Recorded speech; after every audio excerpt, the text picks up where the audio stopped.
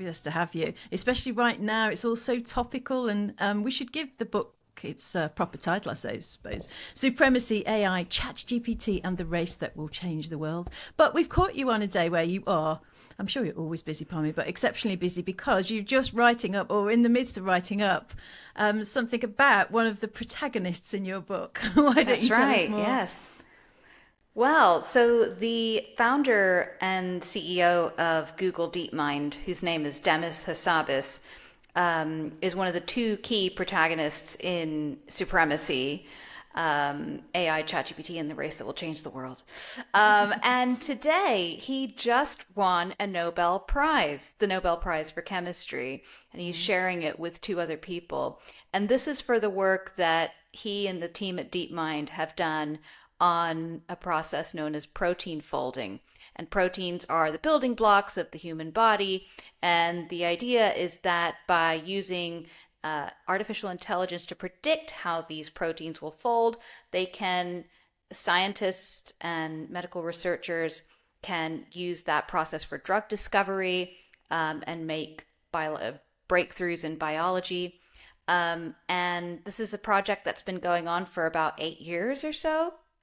And so it's really amazing that it's been recognized and had this incredible accolade, especially because, as I say in my book, Demis has craved a Nobel Prize for years. In fact, he even told his staff that he wanted DeepMind to win 3 to 5 Nobel Prizes over the next decade. And this was very much how he measured success. So that's a huge milestone for him. And I think it also adds a really big veneer of credibility to artificial intelligence and particularly to Google, because Demis is actually the first big tech executive to have ever won a Nobel.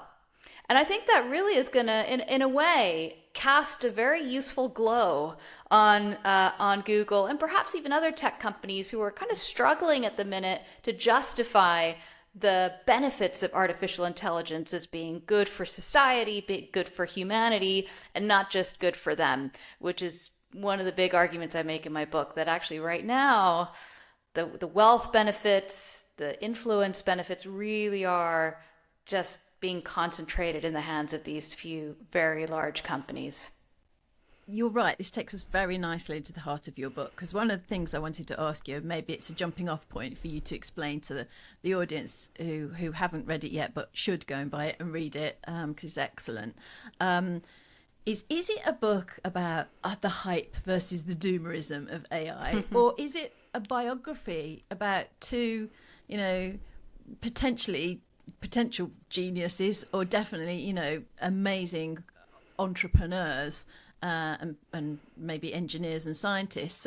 Or is it both? Because it's very interesting. It's quite hard to characterize in that sense. Mm-hmm. Yeah, it's tempting to say both, but I would steer it more towards being more of a biography, because I think it's a really important way to understand technology, which can seem so abstract and so invisible. It's just there. It's just woven into our lives and our infrastructure, is to remember that all technology is designed by humans. And there are people, like, you use your phone, every widget, every app, every piece of software you use is a result of a design decision made by a human. And I think if we really want to get a sense of where AI is going, and especially the incentives that are fueling the building of AI today, it's really important just to understand the people behind this technology. And there are so many people behind AI, but for simplicity's sake, and also because I think these two men are the two most important builders of AI, I did focus it on Sam Altman, the founder of OpenAI, and Demis Hassabis, the founder of Deepmind.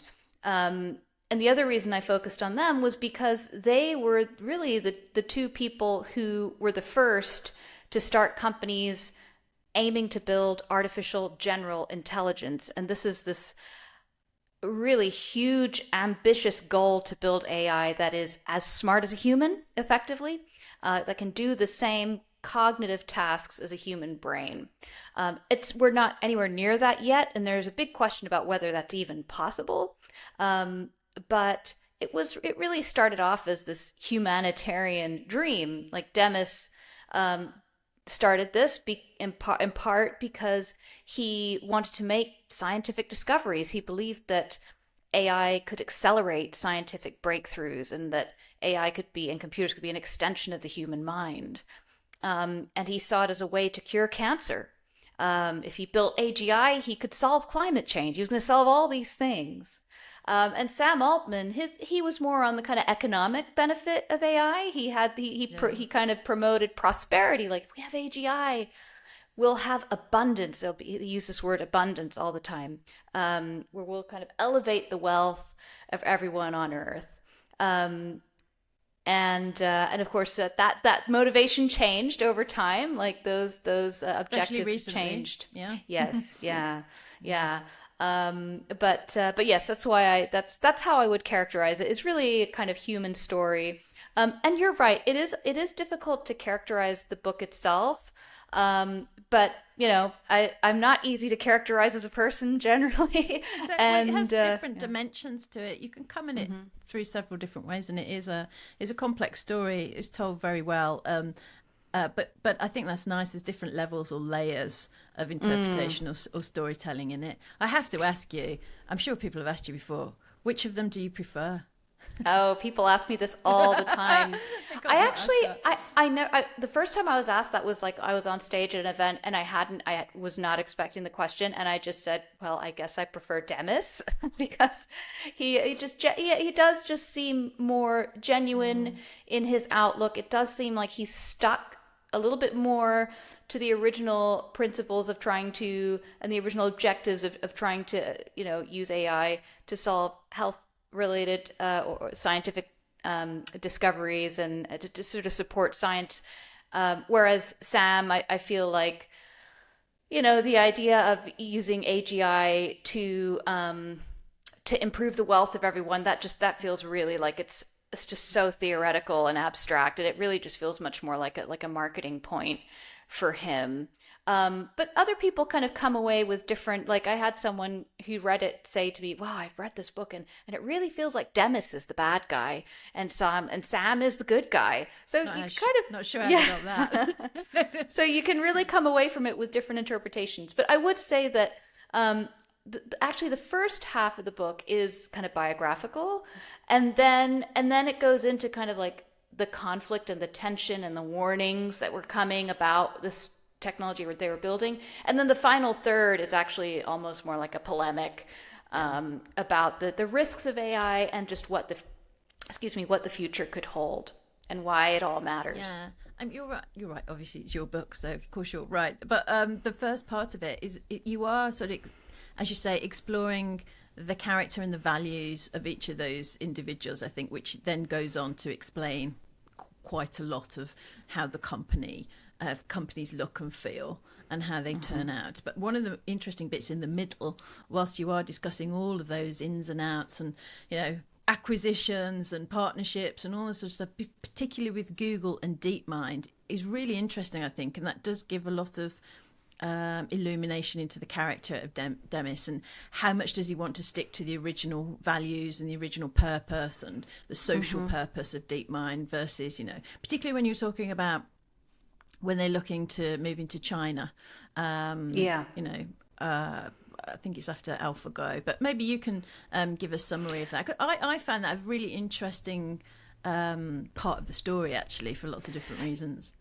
Yeah, and I think it's this question about sticking to this, like sticking to the social purpose, I think is really interesting because I think Deepmind has done and Google have done a really good job of publicly framing themselves as sticking to these objectives. When actually, if you look at where they put the investment, it's so much more on just the Gemini AI model, the product, as opposed to.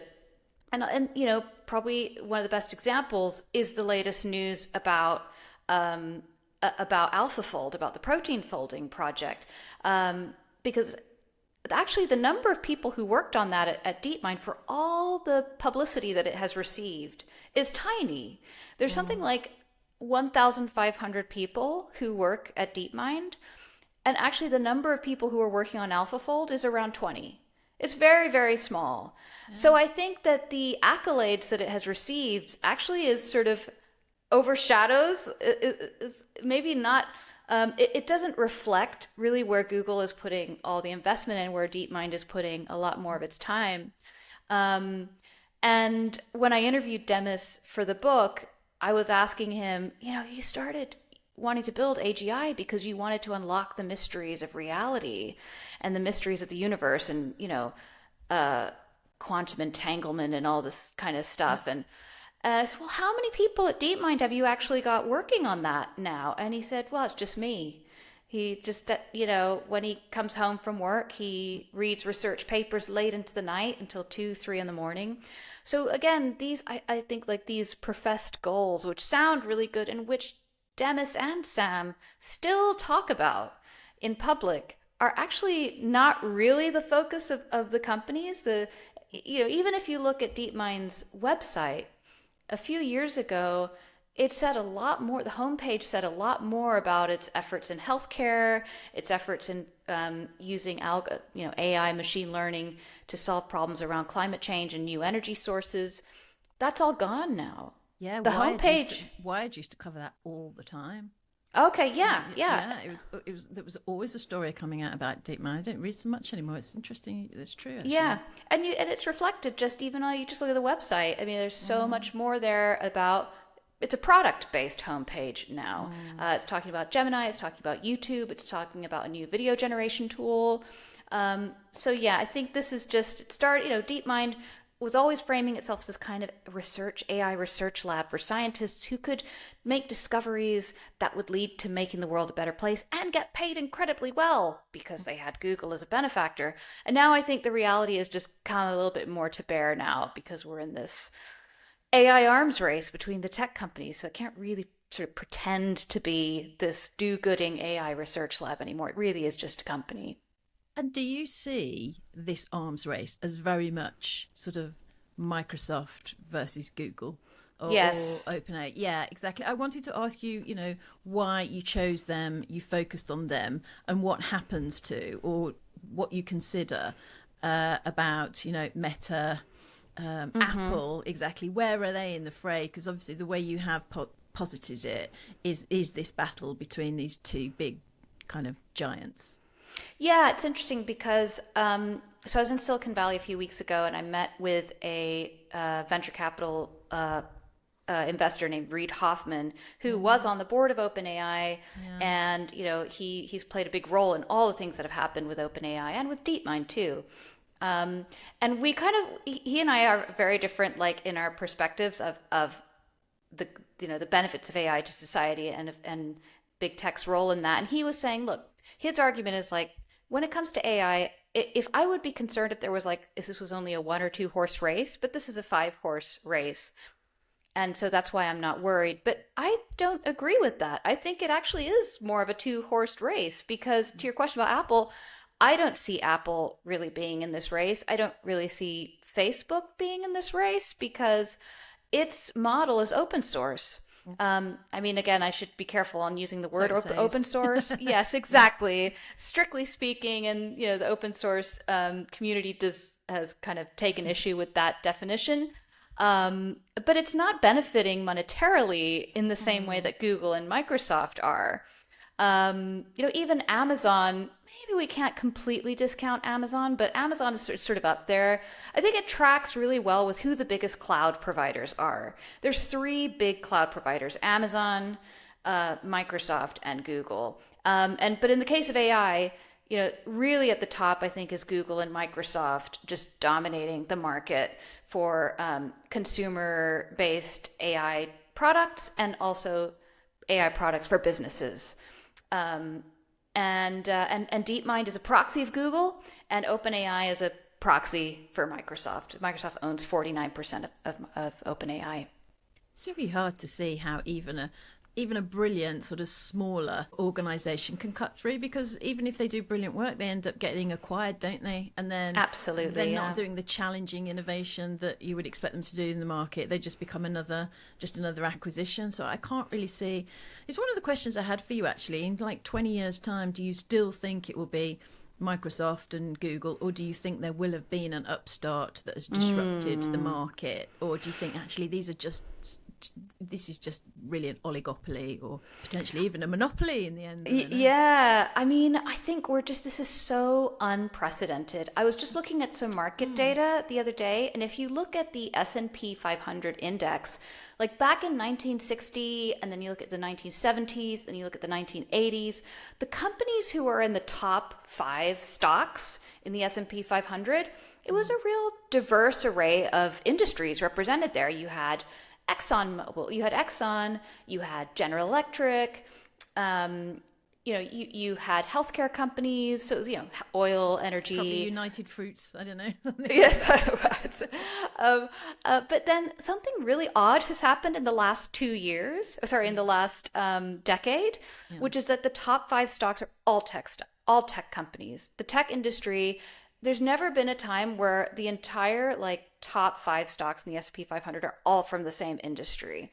And not only that, but the index is weighted increasingly towards those stocks. So I think in 2020, it was something like around 12% of the value of the S&P 500 was tech companies. Now it's 25%. So this is, when you ask me what will it be like in 20 years?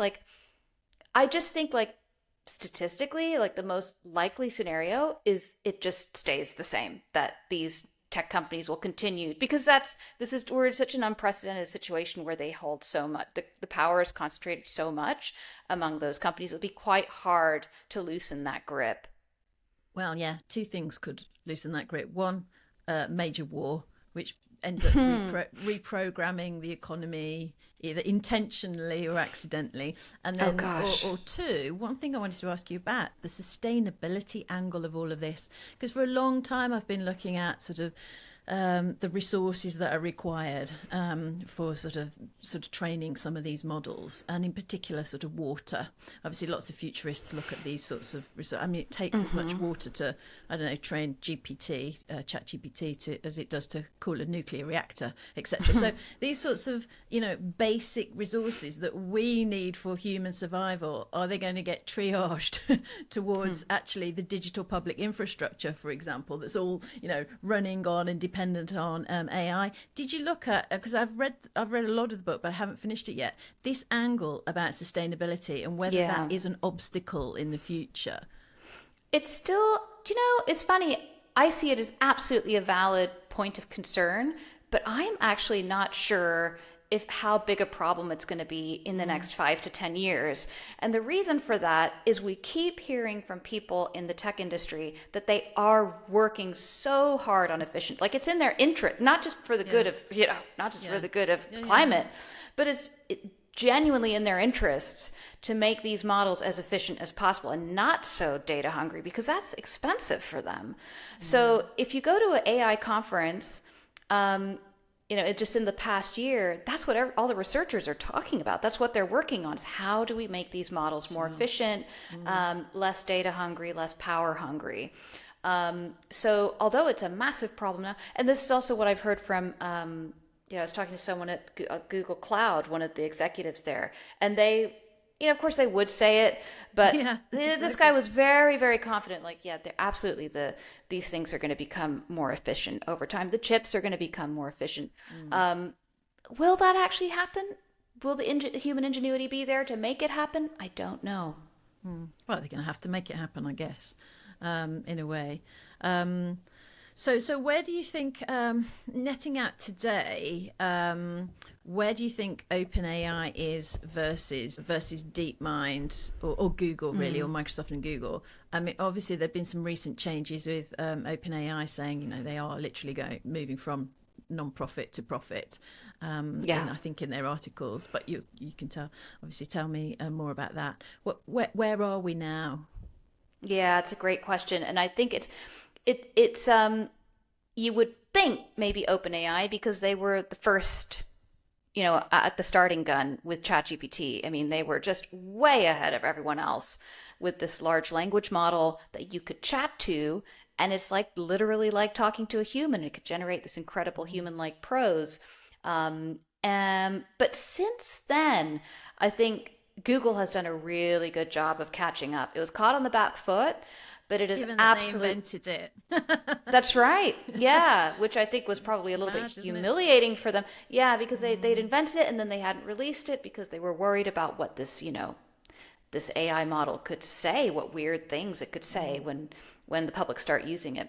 But since then, we now the big advantage that Google has, which OpenAI does not have, is distribution. So even though OpenAI is effectively like a product arm of Microsoft now, so you could say, well, Microsoft, it's everywhere. Everyone uses Word, but not in the same way people use Google. It just doesn't have that same kind of reach.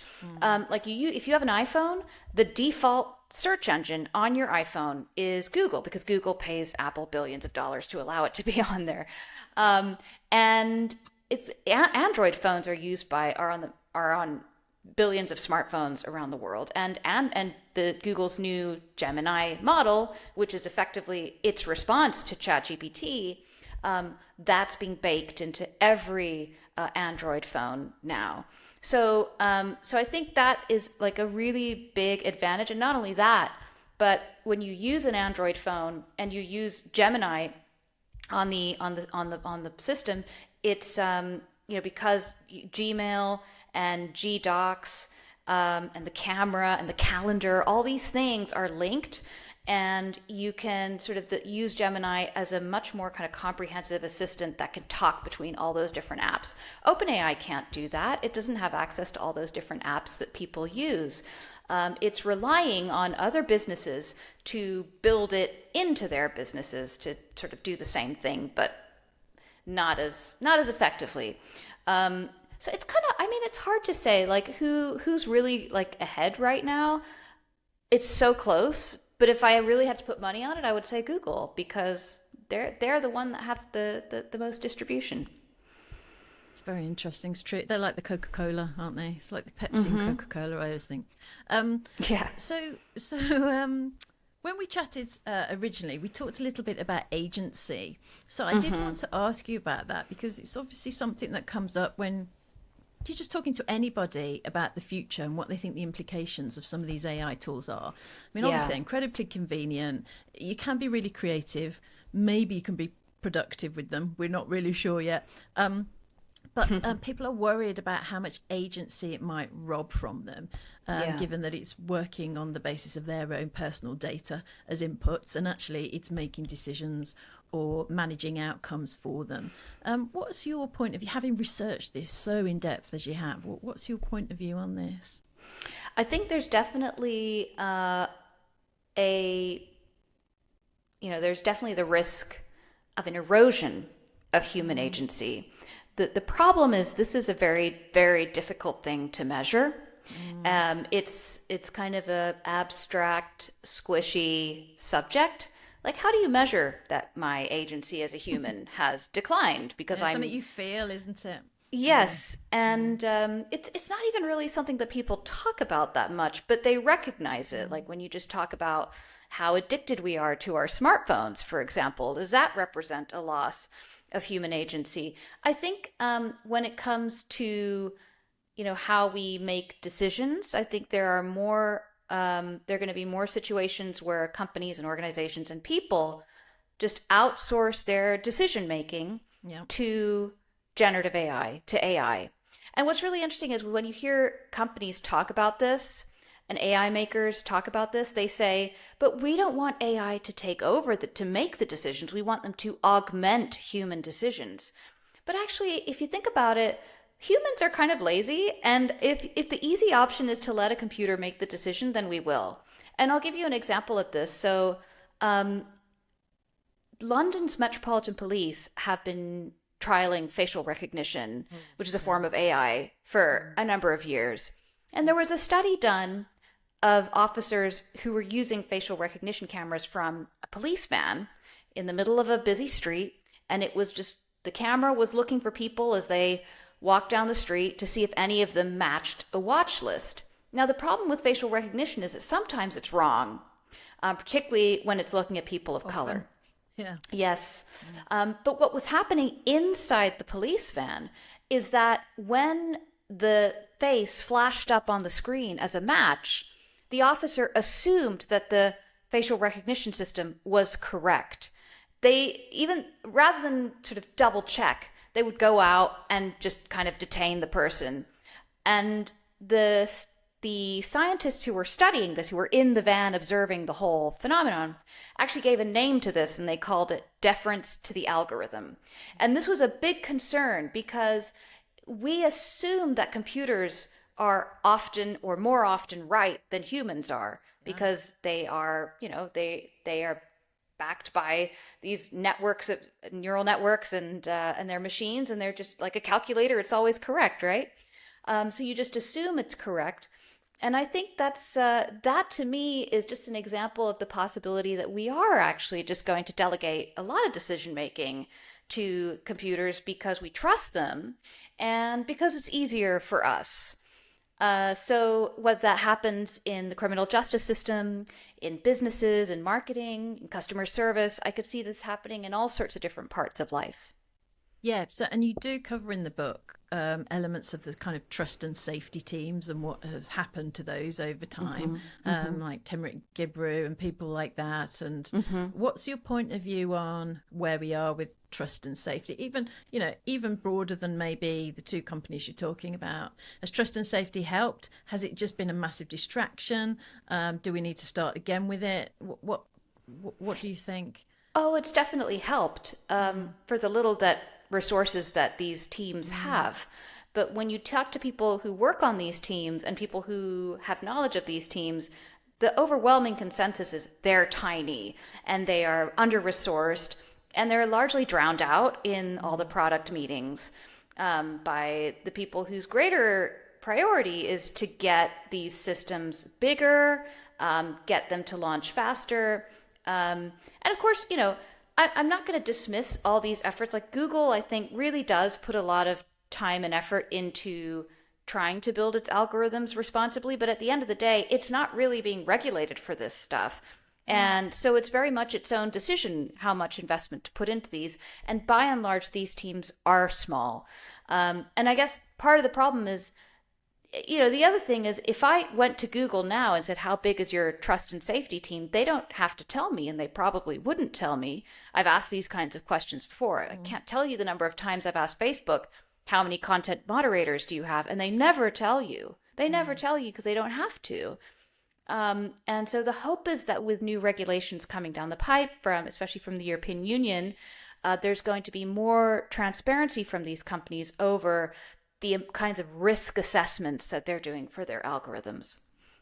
This is interesting because at the moment we've also got Draghi's report coming out saying that, actually we're regulating, talking generally, not about this specific case, but generally we're regulating so much that we're stifling innovation. So we need to, maybe think about that and potentially not reverse it, but is there too much regulation that's stifling innovation? So I wonder actually what's going to happen with trust and safety in general. Yeah, well, I think the approach by the European Union is quite good. With they have the AI Act, which is coming into force. It's sort of coming into force now, really, but I don't think we're going to see the effect of it for another year or so. But part of the way that act is going to work is that companies like Google, like Apple, OpenAI, Deepmind, they're going to have to be doing these risk assessments on their algorithms, and they're going to have to share the results of that with auditors, with people from outside the company. This is unprecedented because for years, the only people that these companies were accountable to was themselves. They literally self-regulate. It's so funny, like companies like Uber and Facebook, they have this term transparency report. They all put out these quarterly transparency. It's so funny that they call them transparency reports when it's literally produced by them and you just trust that the numbers are true. There's no like auditor or like a big consultancy firm, like anyone from the big five actually checking their homework. It's just the companies doing it themselves. So it seems like this is on course to finally change at some point in the next year. Okay. Now, two questions, very specific, that I wanted to ask you. One from me, and one from somebody who I asked, "What would you love to ask Parmy?" My question is really about Eric Schmidt and what he talked about recently about AI, agent-based systems. Actually, you almost be able to replace the programmer, because you'll be able to give it some kind of prompt or instruction to, I think in the case he was giving, it was copy all of TikTok and do that. And if it, in half an hour, it doesn't give you the result, start again and redesign something.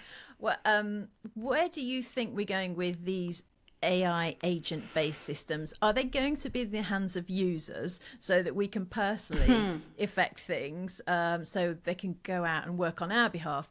Or actually, are they more centralized and they're almost the property of these big companies, the tech giants that you're talking about, and actually the consumer's just on the end of whatever it's been programmed or prompted to do?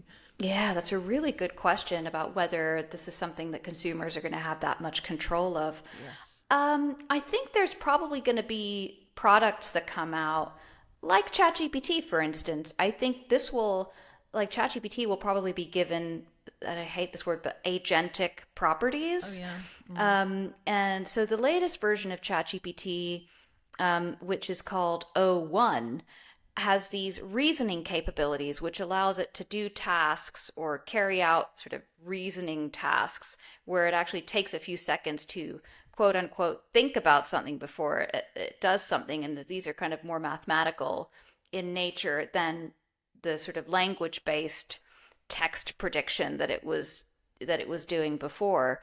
And this has been touted as a precursor to ChatGPT eventually being able to carry out tasks like an agent. So that's probably coming. One of the first examples of agent-based AI has actually come from Salesforce, which is this big software as a service company that sells enterprise software to all sorts of companies like banks, British Airways. It's like, and they use, oftentimes it's like they use their customer relationship management software.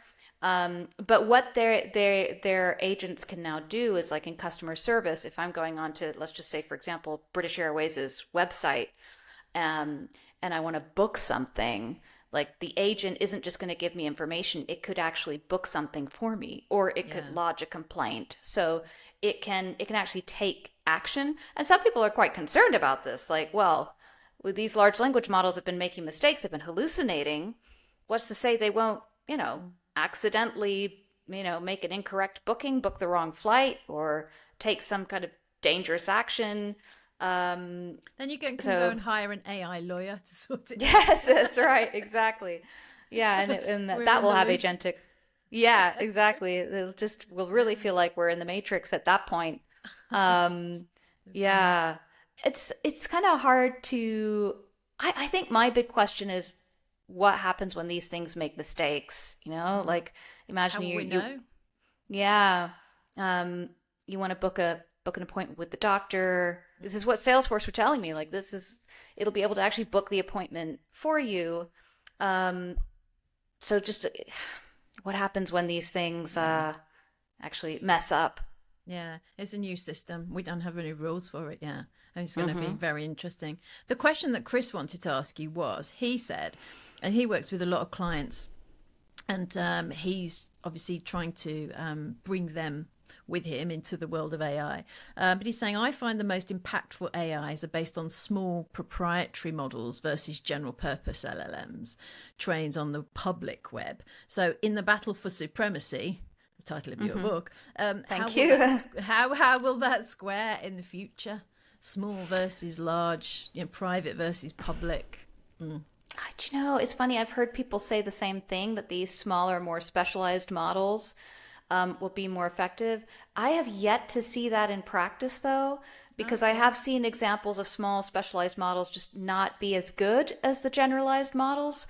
Like the likes of just GPT-4 from OpenAI is better than even a model that a financial company, this is just a real world example, a financial company made their own model based on their own financial data It was a large language model. They spent like a year on it, and it just, even based on their own proprietary data, it still wasn't as good as OpenAI's general purpose model. Why? Why did they think that was? It just wasn't as accurate. Right. It just wasn't as effective, it wasn't as capable or lucid. So I don't know how clear it is. I like, maybe some of these smaller models will still be useful, particularly for companies who don't have the resources to pay for the big models. It's like open source. It's an alternative to having to pay for access to the API of OpenAI or Gemini.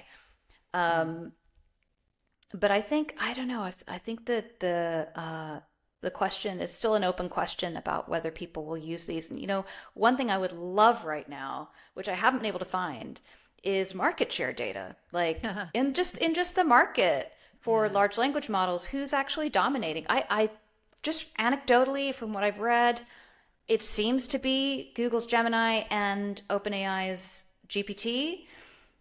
But who's behind them? We just don't know yet. So that's hopefully something we'll find out in the next few months to a year. I don't really know anyone who only uses one. So I will use ChatGPT, and then I'll put that output into Claude, for example, and get Claude to improve on it, and then put it back to whatever. And then on my mobile, I use Perplexity a lot, actually. Yeah. I don't know why, but when I'm on the go and I've got smaller questions, sometimes I use Perplexity. And I like to use like all of them, because they all have different strengths and weaknesses, I think. Yeah. So it's quite good to get a bit of an adversarial relationship going between them. Like, dear Claude, ChatGPT, I'm sure you can improve on that. But I think that's kind of interesting that they have come up through different ways, and so they've got different strengths and weaknesses. Yeah, and Perplexity was started by academics, and which is why they're really big on sources, because they're and it is really good. But another wrinkle to this whole dynamic is none of these really have a strong moat, right? Like, and just like you, I was talking to an AI startup, who were just like, yeah, we use Claude, and then sometimes we use OpenAI, for their own product. Their product is like built on top of those things, and it's really easy to switch. And that's very unusual in tech. Like if you're using a cloud provider, for example, like Amazon's AWS, it's really hard to switch to, say, Microsoft Azure. But it's super easy to switch between foundation models. And apparently the CEO of Anthropic was asked about this at an AI dinner, like, what's your moat?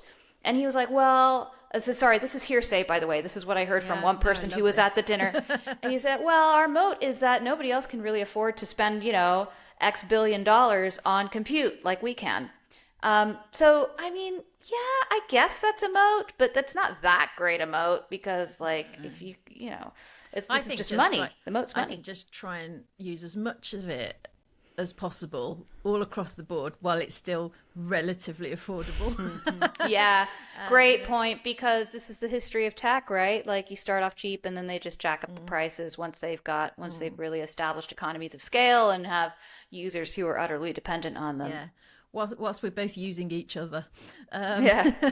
So as we close then, and it's been brilliant to spend some time with you and listen to this, what should I have asked you about that we haven't covered? Oh gosh, I don't know. What should you have asked me about? I think you hit all the right notes. Maybe the question, like, I worry when I'm talking about my book with people that I just leave people feeling kind of depressed about the future. I feel like we haven't gone into that too much with this discussion, but I would say, like, I am hopeful about all the regulatory efforts that are happening. And it's not just regulators, it's also efforts in the courts. There's some really interesting court cases out there, like the one in San Francisco that's fighting websites that produce deepfake porn. And are trying to shut those websites down. That's something that I'm hoping to write about in the next couple of weeks. I think they're doing amazing work. And, there are state laws in the US. There are unions, like, if you think about the Writers Guild and the actors and the writers strike in Hollywood.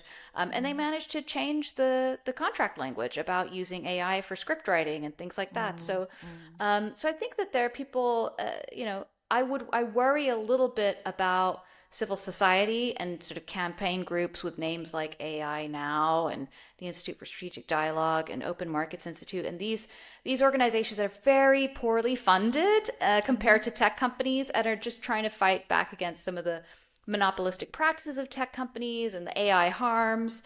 A lot of these civil society groups, I feel like their voices are being drowned out a little bit by all the hype in tech. So what I would love to see is just see more of those voices in the public, and just so we're just a little bit more aware. Going back to the Nobel Prize for Demis and Jeffrey Hinton, two people linked to Google, two or three people actually.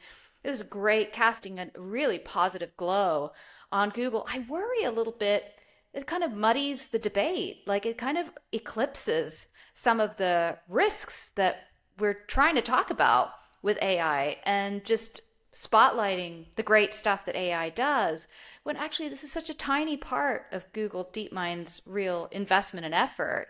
So yeah, I think we do have to kind of talk about some of these risks and how they're being mitigated. I think the thing is, there's just so many risks at the minute in the news.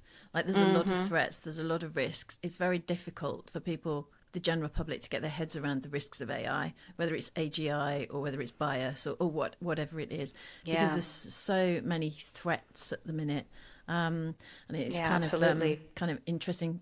But we didn't actually talk about China and what is going on with AI there, but maybe that's for another time, because it could be a column to finish about Demis's Nobel Prize. Yes.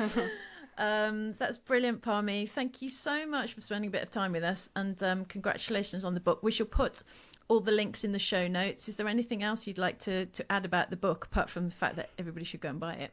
Well, it has just been shortlisted for the Financial Times Business Book of the Year award, which is very, very exciting.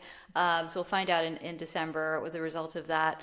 But it's been great just being able to talk about the book, and tell the story of the people behind the technology.